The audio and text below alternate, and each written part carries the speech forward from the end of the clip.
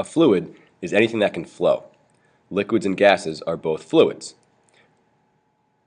Fluid pressure is caused by the weight of the fluid above that spot.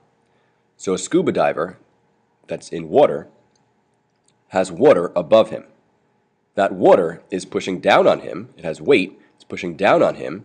That produces fluid pressure around him. That pressure acts in all directions. The deeper you go underwater, the more water there is above you pushing down on you, so there's more pressure. So a submarine that goes very deep underwater will have even more pressure pushing inward on it in all directions than on the scuba diver who's at a shallower depth. The same is true in the atmosphere. There's a couple hundred miles of air above us.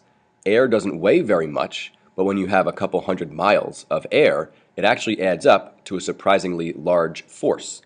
The air pressure is pushing on you in all directions. That pressure is equal to 14.7 pounds per square inch. That means on every square inch of your body, there's about 15 pounds pushing inward. We don't notice it because we have gases in our body that push outward at the same pressure. If you go very high in an airplane, your ears might pop because the pressure is changing. Just like if you go very deep underwater, the pressure changes and your ears pop again. Suction cups work the same way. Normally, with suction cups, we have air pushing inward on the cups, but there's air in between pushing outward, balancing out that pressure.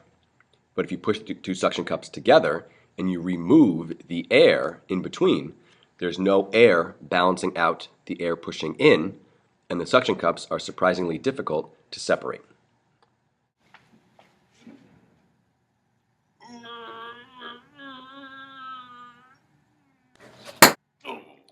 Here are some demonstrations to show you that air does exert pressure.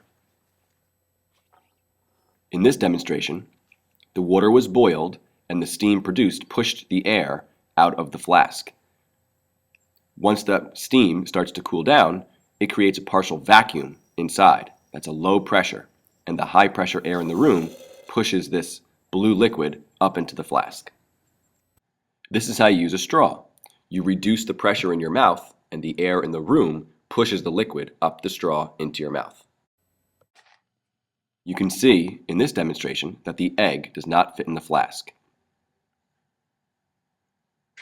By putting matches in the flask, it removes the air from inside the flask, and the air around it in the room is now at a higher pressure and will push that egg right into the bottle.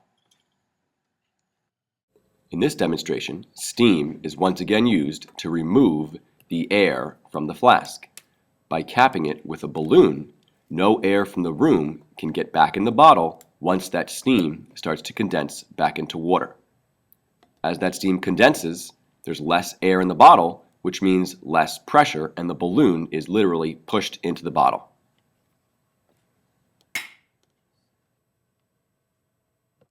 In this demonstration, steam is once again used to remove the air from the can. When the can is put in water, so no air can get back in the can, there's less pressure in the can and more pressure outside the can. So the air in the room pushes inward on the can and crunches it. Here is that same demonstration, but with a much larger object.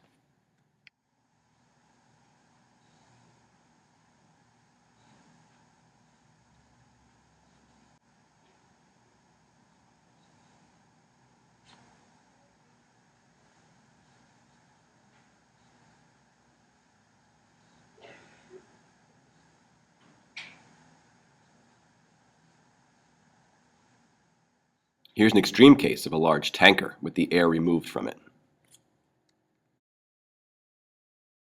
With no air inside the tank, the air in the atmosphere around it pushes inward and crunches it.